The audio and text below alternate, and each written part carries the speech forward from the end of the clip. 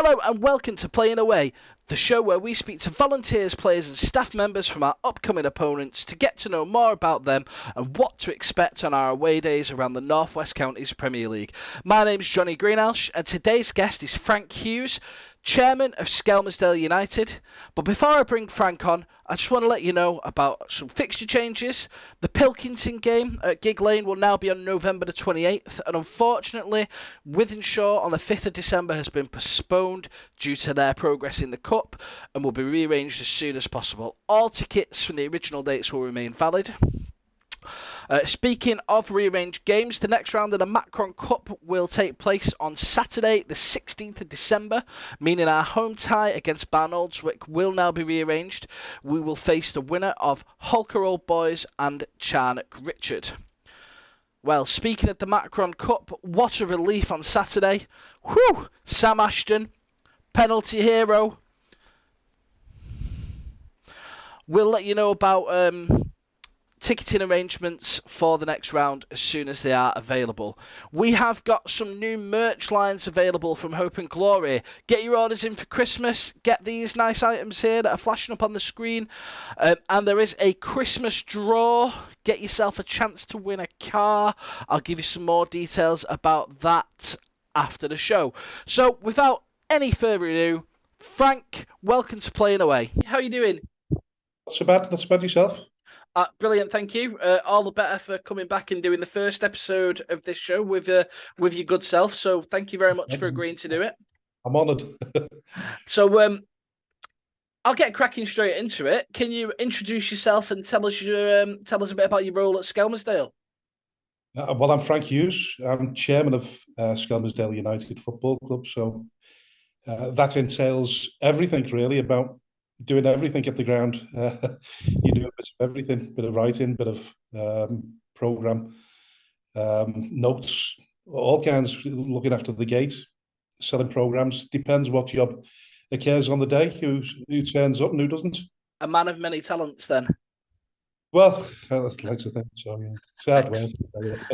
So what got you involved? How did you get involved at Skelmersdale? Well, it goes back to, I always tell a story. I was knee-high to a grasshopper when my dad dragged me down to the old White Moss Park. Couldn't have been any more than 3 or 4. They were in the North West County, not the Northern Premier League, the first time round. And basically, like I say, he used to drag me along to the football. I used to stand in the stand in between the two, my uncle and my dad, both in duffel coats, swearing the first time I'd ever heard my dad swear. And, you know, plumes of smoke, cigarette, cigar, pipe smoke, everything. Didn't like it, kept looking at the canteen and seeing the steam coming out of the canteen. And I'd sooner go there and have a pie. But my dad kept dragging me along. And eventually, you begin to love football. And that's how it started for me. Fantastic. And what brought you back in to sort of being chairman? What pulled you into that? Was it just that you fell into it, or did you put yourself forward? Or yeah, well, I fell out of love with football, to be perfectly honest with you, about 12 years ago when I resigned as chairman first time round. But around about May this year, Gordon Johnson, who was the chairman at the time, he asked me to come back on board. They were having difficulties at the time. They'd just been demoted. They'd lost the manager. And he needed somebody with a bit of experience to help him. So I came along and eventually I wanted to go under the radar, but eventually Gordon stepped to one side and I took up the reins of chairman again. Okay, so you sound like a man that's got Skelmersdale in his veins from the sounds of it. What can you tell us about the club? Is there any notable historical facts about the club? Anything that would, be like, wow, that's, something I've never heard before? Because a lot of our fans don't know much about non-league and non-league clubs. So it's really interesting to find out about them. I can only mention the obvious, but sometimes people don't recognise the obvious. But we've been to Wembley twice. In 1967, when we played Enfield in the Amateur FA Cup in front of 75,000 people. Unfortunately, we lost the replay at Main Road. But in 1971, we went on to beat Dagenham 4-1. Ted Dickens scored a hat-trick, and I think there was over 40, around about £45,000, 45,000 people there on that occasion. And shortly after that, I think we won the European Amateur Cup as well against Monte Belluna. That was a home and away leg, and we won it on aggregate. Well, there's some history for you. Fantastic. So, according to a quick Google search, the club has got a couple of nicknames listed. Skem being the obvious one, and the Blue Boys. Now, is that down to the playing colours? It is, yeah. Basically, yeah. It's their home kit is all blue. Excellent. Okay, fantastic. So some clubs have got nicknames, and they just there's just no rhyme or reason for it. You remember me dad just calling it United. That's all he ever heard him call it. Like, but a lot of people call it Skem. People locally are known as Skemmers. Okay. We come from a sort of coal mining background, if you like. Oh, I read about that because it was quite a small town, wasn't it? And then when it got upgraded to town designation, the football club reformed, didn't it? Is that right? Well, it became a new town, and basically we had a village called Sandy Lane before that, but to provide an overspill for the people from Liverpool, they created the new town, and factories, businesses turned up in Skem, and many Liverpudlians settled in Skem. Fantastic. Now, doing my research, there have been more than a few players that have come through the doors at Skelmersdale and gone on to do, I won't say better things, but bigger things. They've moved up the leagues. What notable players, would you wax lyrical about from your days of watching Skelmersdale? I think the biggest name back in 1970, I think, was when Liverpool signed Steve Highway. There's Mickey Burns, Peter Sotheby. I think Peter With had a short-term relationship with Skem, went on to better things. More recently, Matty Hughes, Sean McConville, Craig Noon, and Georgie Donnelly. I don't know, they've repeated myself there, but Georgie Donnelly, he went on to play for Plymouth.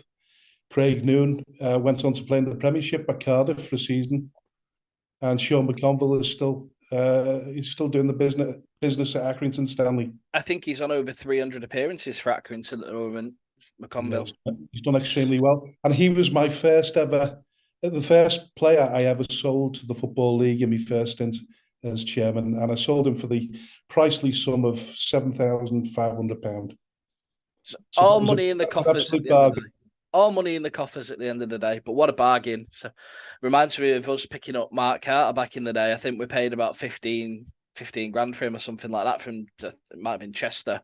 And he went on and bagged a ton of goals for us. Yeah.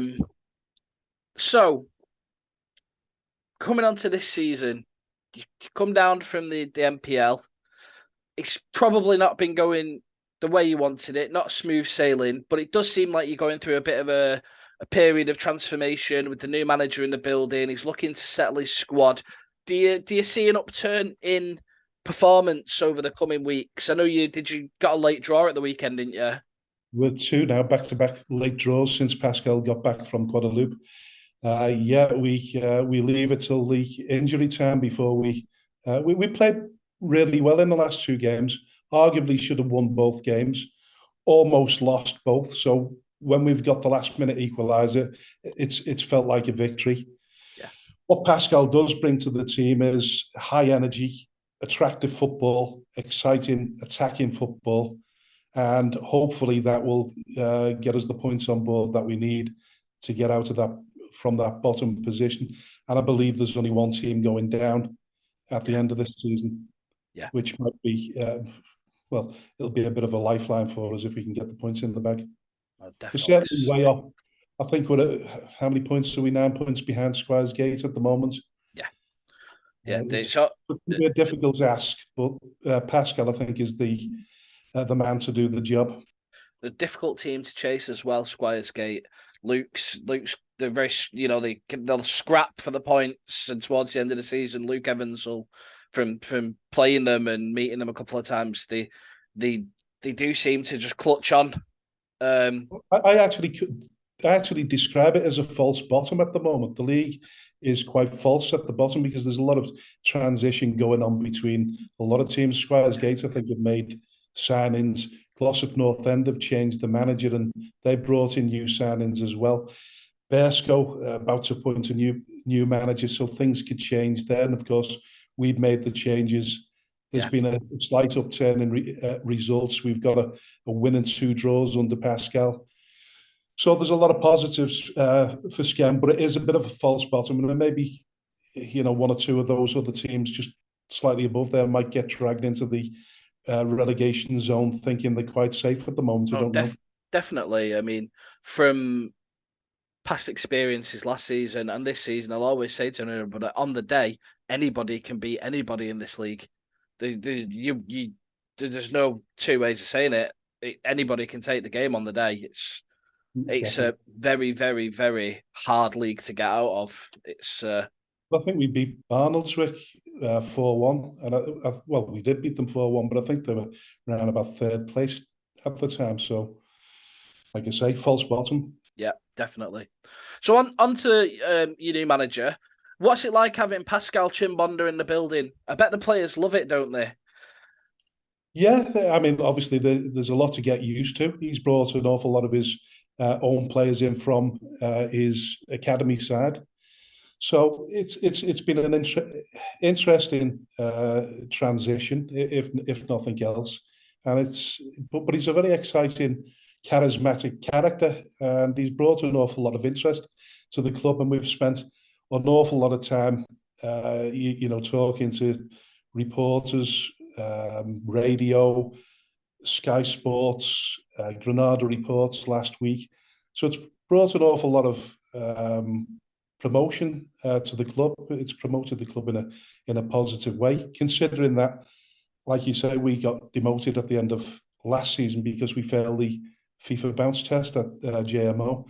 So yeah, we believe Pascal's the right man for the job, and it's certainly been exciting, heart-stopping stuff at the moment. Definitely. And I suppose having, an experienced ex-Premier League footballer at the helm, well, you've just touched on it. Is it helping with recruitment? Well, his recruitment's basically from his academy team. So the players that have stayed on from the old regime are sort of mixing in and trying to gel together. It's a difficult one at the moment because they're all getting to know each other. But listen, he knows how to relocate players, bring decent quality players, and we're not worried about that. We'll get there in the end. Are you not worried that he'll stick his boots on and try and stick himself on? Listen, he's fit enough. I don't know whether you've seen him, but he looks fitter now than he did when he was playing in the Premier League. Bay does. Excellent. Well, He's a monster, as they call it. Who's that coming over the hill? Is it a monster? No, it's it's Chimbonda. But Chimbonda. now we've changed it slightly now to hashtag Skembonda. I've seen that. I like it. It's cool. Yeah. So getting on to the next section, because this show is called Playing Away, so I better ask some questions about our upcoming game. Yeah. Tell us more about the match day at the community ground. I know it's a ground sharing with Bursco. Yeah. But what's the typical match day experience on a Skelmersdale Saturday afternoon? For me or for the supporters? For the supporters, we know what it's like for you.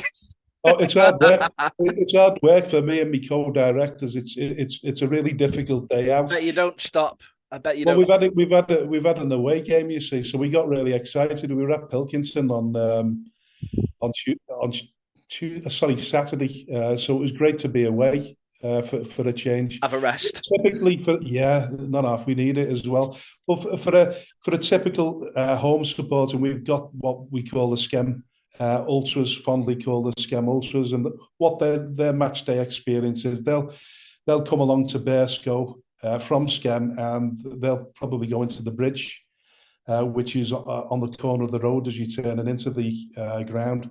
And they'll go and have a few scoops in there before they come over to the ground itself. And then they spend all afternoon behind the goal, swearing, shouting, screaming. And basically, for such a small crowd of young people, they make a hell of a lot of noise. And they've been basically our 12th man in games. Fantastic. Now, for our travelling support on Saturday, I've had a poke around, and the bridge does look like the place to go before the game if they want a pre-match pint. I'll make sure I ping up a photo of that somewhere here, so they know what they're looking for.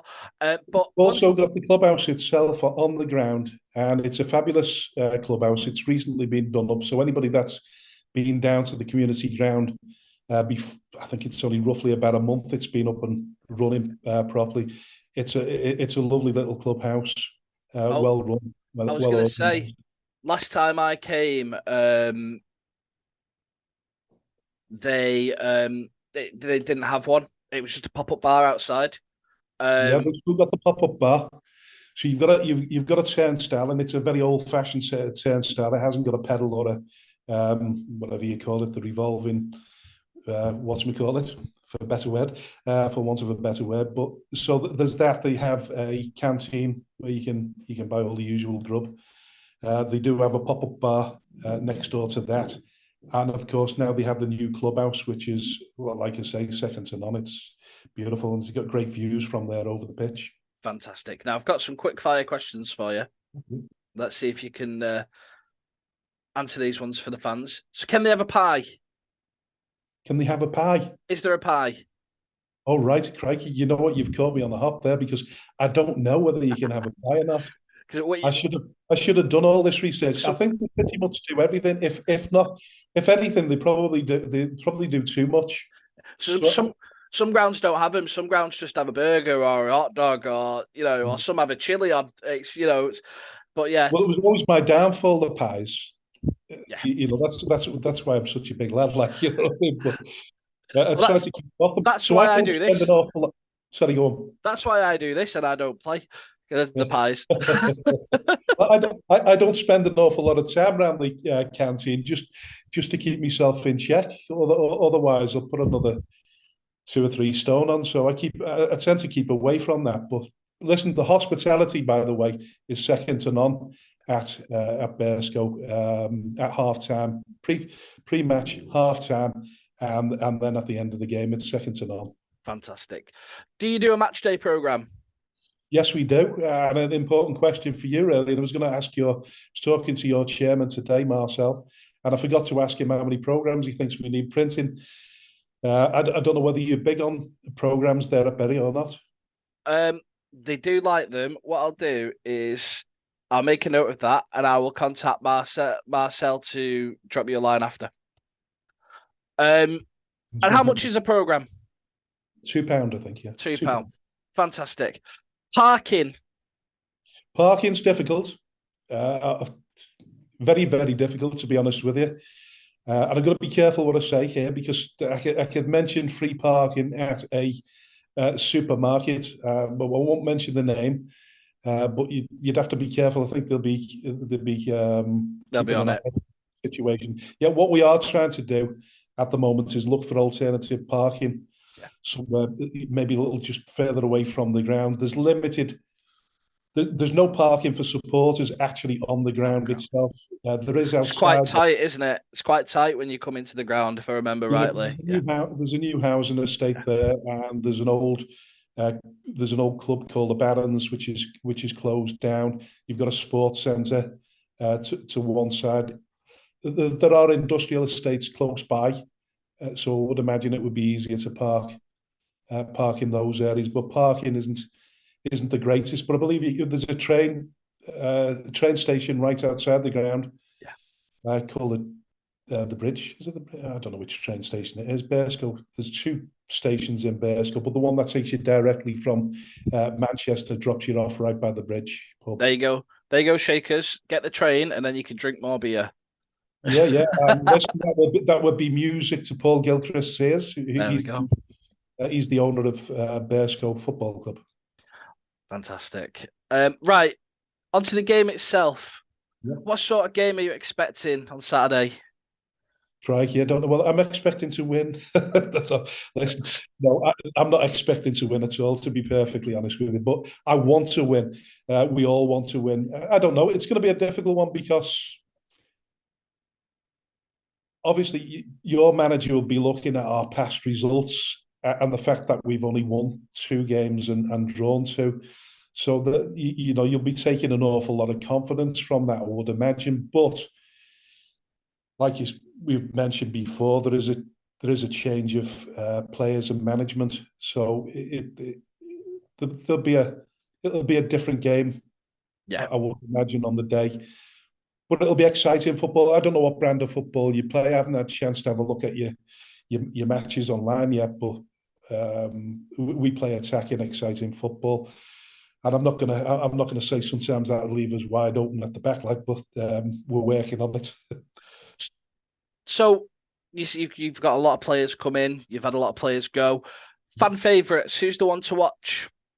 All right. Well, we've got a goalkeeper, Ben Barnes. He's 6'7", and I've told everybody the story last Saturday at the home game against Chadderton. His girlfriend ended up getting punched by a girl inside, just outside the ground. And when Ben found out, he raced off the pitch to go and apprehend the girl because he's a policeman. And little did the girl realise, but she's a policewoman as well as his girlfriend. So Ben had raced off the pitch after a dramatic late last minute equaliser and went and apprehended a thug outside the ground. Hero. So that's an interesting one. So there's Ben Barnes in goal. There's Ben Lightfoot as well. He's a bit of a crowd favourite, but there's a lot of exciting players. Yasin, you name it, Nelson. There's just some really breathtaking players there at the moment. There's also Bianga as well. I think he's only played 1 game, but he looks like a bit of a find. Quality. Now, I've got 2 questions left for you. Yep. First one, score prediction. Be as confident or as unconfident as you like here. Right, I'll go really, really dramatic here because I think it could be one of the biggest aggregate scores. So I would say it's going to be like 5-4 to Skem. 5-4 Skem. I'll say it's going to be nervous. Whatever it is, it's going to be a nervous game. I'm going to go with the 3-2 to Bury with Benito Low, like 91st minute winner. Well, wouldn't surprise me with him. Yeah, that's my prediction. Now, my last question. I'm just hoping he goes on the lash on Friday night. I'll be making sure he doesn't. I've got one last question for you, and it's a bit of an open one. So, what's the one thing you would say to anyone that hasn't been to support the local non-league side to convince them to give it a go? Well, it's authentic. It's cheaper, obviously. More personal. I mean, the supporters get to know the players quite well, and as you'll see at the end of every game, win, lose, or draw, our players come over to the supporters and they hug each other. And you don't get that. You don't get that any level of professional football, I don't think. So from that perspective, I'd say it's a more personal, more exciting, more authentic game. Just lovely. Yeah. I'd recommend non-league football to anyone. Brilliant. Well put. Well, that's all my questions I've got for you, Frank. So thank you very much for coming on. Yeah, you're more than welcome. And I look forward to seeing you on Saturday.